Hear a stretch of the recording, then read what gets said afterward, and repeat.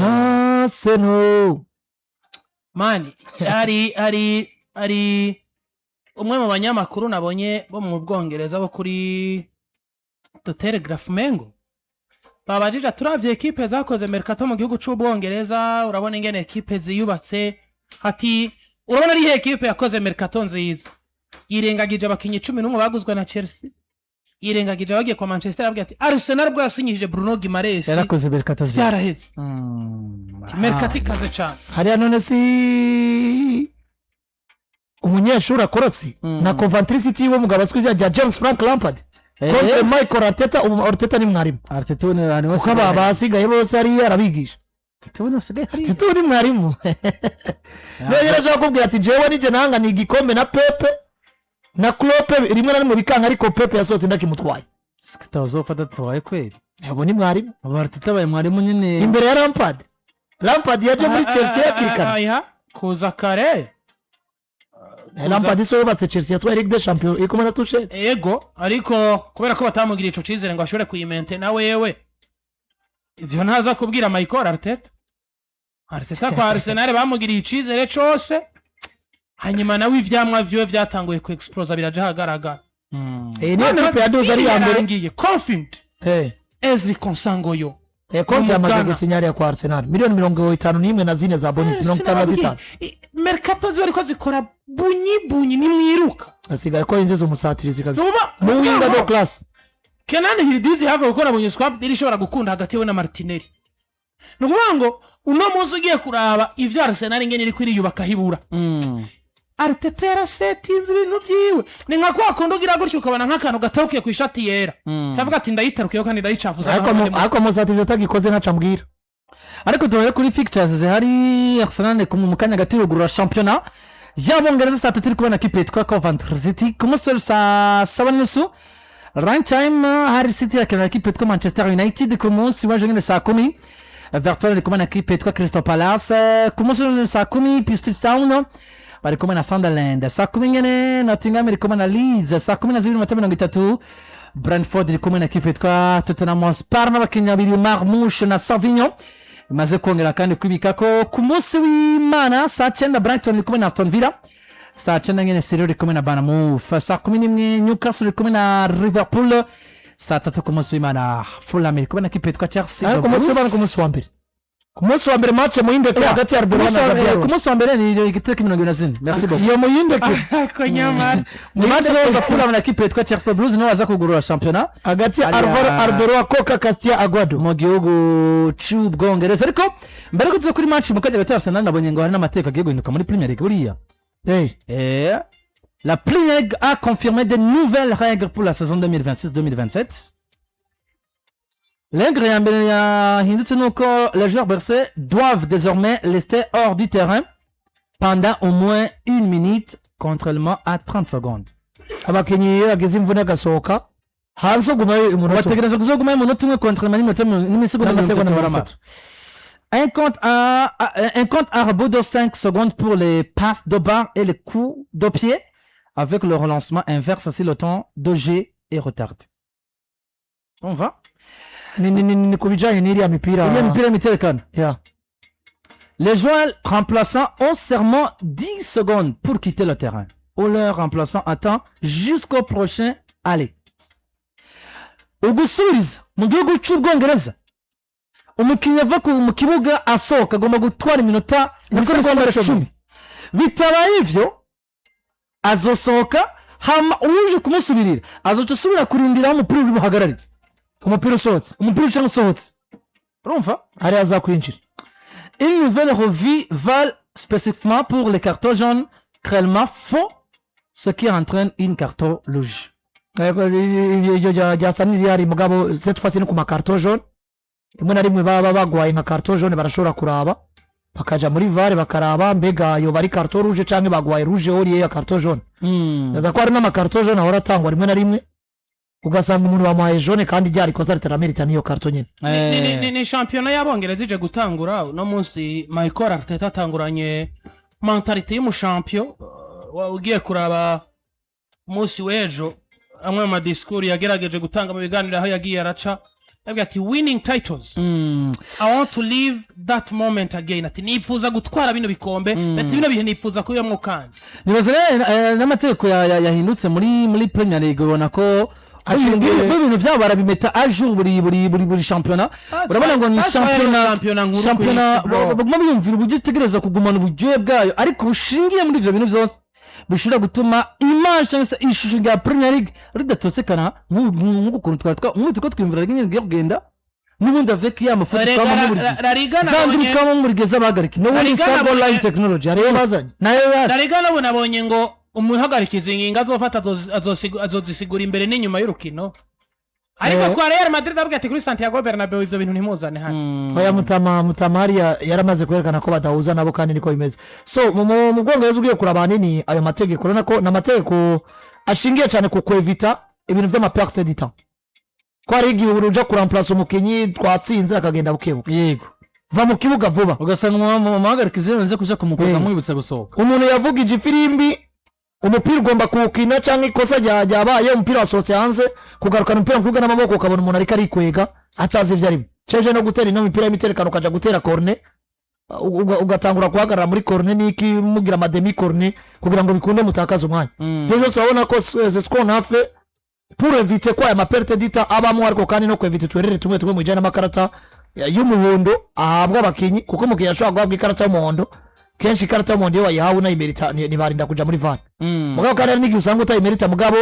nitwigeze tubona kenshi mu muhagarikiza aja muri VAR kugira ngo afute jaune haba ribikosa mugabo atakarto rifise ahubwo twabonye muhagarikiza kenshi aja muri VAR iyo ari karto jaune baguhaye wamerita rouge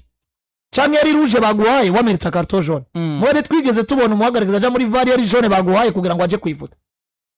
Bible nanibaza ko nikijana n'amakorne bashobora kucongerako kuko ari igihe usanga baguhaye korne itariyo kandi ikavamo igitsinda nabonye cyangwa bakakwiba korneri kirimo cyuko amakorne atazoba amakorne ategeza mu muhagarikiza azotegeza kuja kwifasha VAR mu gihe yari korne itumvikanye ko akatanga atariyo cyangwa kayimana yari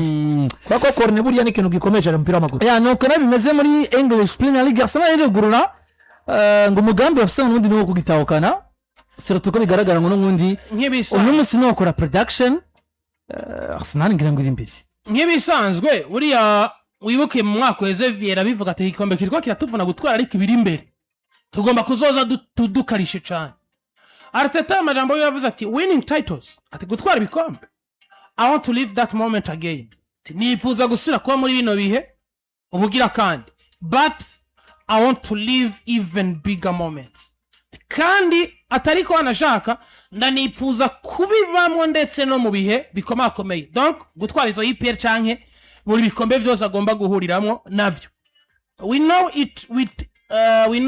will take something exceptional and we will strive to achieve it ndabizi bizodusaba inguvu z'umurengera ibintu bidasanzwe kugira ngo tubigereko atariko twiteguriye kuko bishoboka byose kugira tugiye kuri iyo ngiyo amwe amajambo y'amago yitwa Michael Arteta biraryoshe mutanguye champion mufise umumenyereza ababwiye ati tugiye kugwanira ico dufise tukomeze kukibika n'abakinyi ya Spurs no munsi bari n'abakinyi ibaze kuno munsi umugabo yitwa Bruno Guimaraes Mashasha yavuye kwa Newcastle abanyamakuru bamaje ati winjiye kwa Arsenal nirihe jambo rya mbere wabwiye abakinyi usanze abwa ati the first thing I said to the boys when I came was I'm so sorry boys I just hate to lose it's very annoying ati mwabahungu ndabasavye imbabazi ndanka gutsindwa birababaza cyane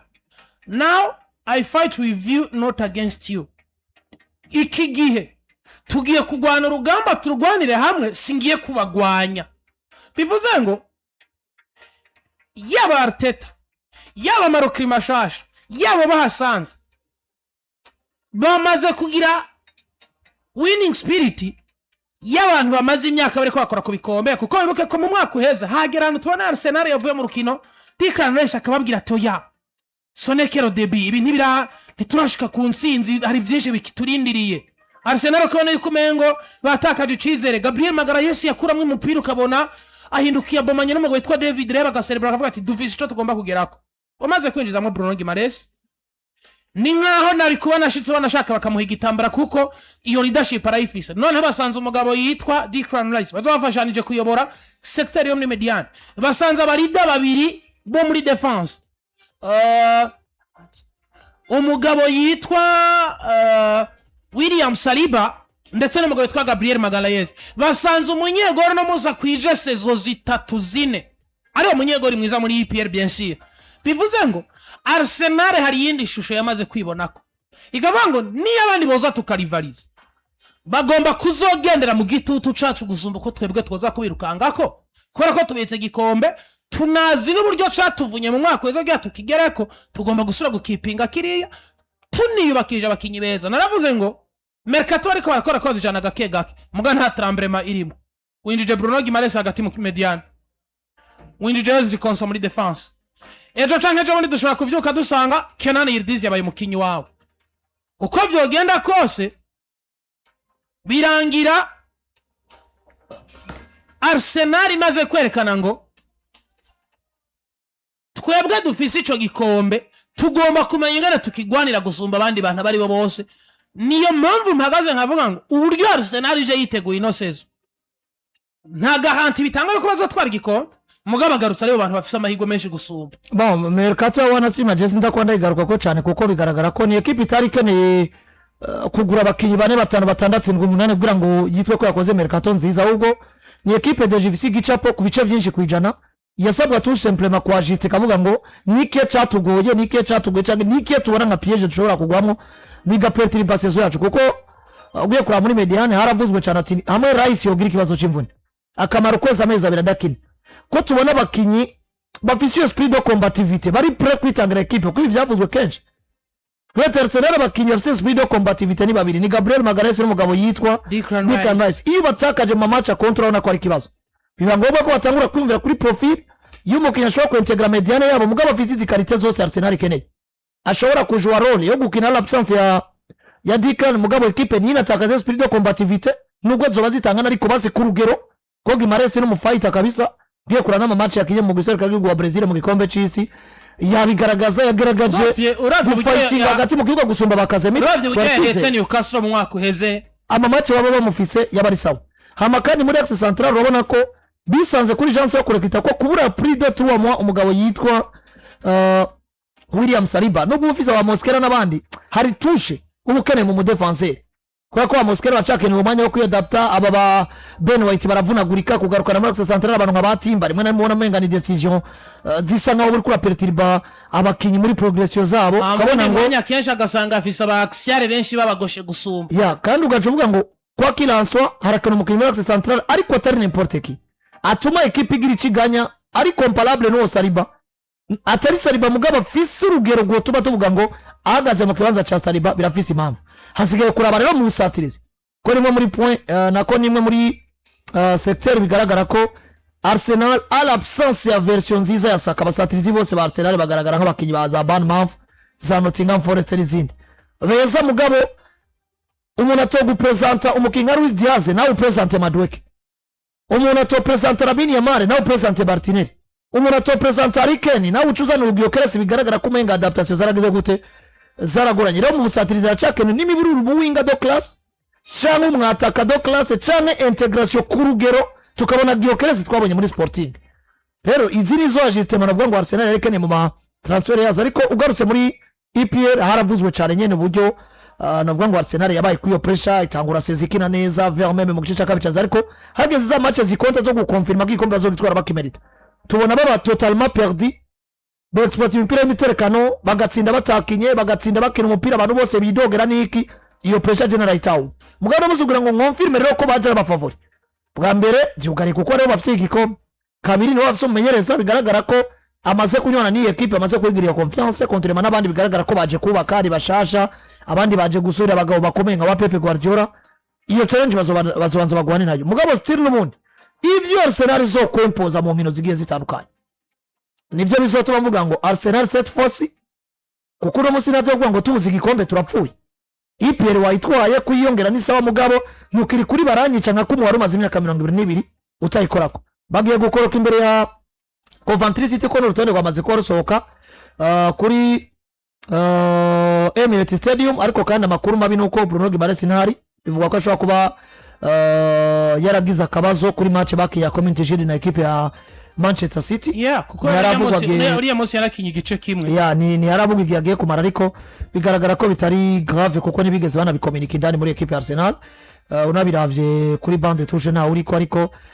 wifashe zimwe mu mvuga z'abafana bakomeye cyane ba Arsenal biravugwa ko il a reçu un coup lors du match de Manchester City. Urumvikana ko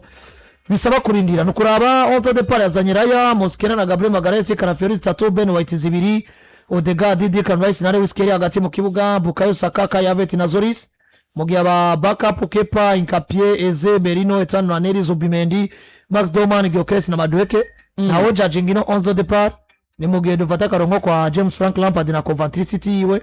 bo yazanye witwa Brian Thomas Asante umwe mu bakinnyi b'abanyagana yigaragaje mu cyicaro cya kabiri mwaka weze aza kwa kuba witwa Elise Sims ndetse n'uwitwa Chauna Musatirizi. Chauna yahora kwa Wolverhampton Wanderers mu mwaka weze kwa Wolverhampton kwa Burnley yari kwa Burnley. Chauna yari kwa Burnley na Burnley yari kwa Burnley. Uravya we yazanye yaza ko arabakinyi Peters tugiye kubona abashasha muri Premier League turindira icyo bazo propose. Rega niyo equipe tunze Frank Onyeka hagati mu kibuga umusore munya Nigeria yakiniye yari no batanga Brentford ariko uno munsi ugiye kuraba nemeza ko ariko no witwa Caleb Michael Arteta yakoroye 11 biwe beza equipe iparafora yari disponible kuko hano hantu ufashe Martin Odegaard version yiwe kuri Manchester City mwemerera guhora mu kibuga hanyuma Declan Rice wowe ntitumudiskita ko cyane ariko Martinez Zubimendi na Kelly yaramaze kwereka umumenyereza yuko umwanya wuzo bamwishe gusumba Zubimendi uravye mediane yiwe uburyo hagaritse attaque ndetse na defense n'umunyegori iyi niyo equipe ishaka igitego baraguze Taiwo ni bamufise yahora kwa Nottingham Forest na Nigeria oya Coventry City nivyo kuri Arsenal. Manchester muntu nawe ni kurindira icyo yitega ko ikipe nka Tottenham Hotspur maze gusinyisha Marmoush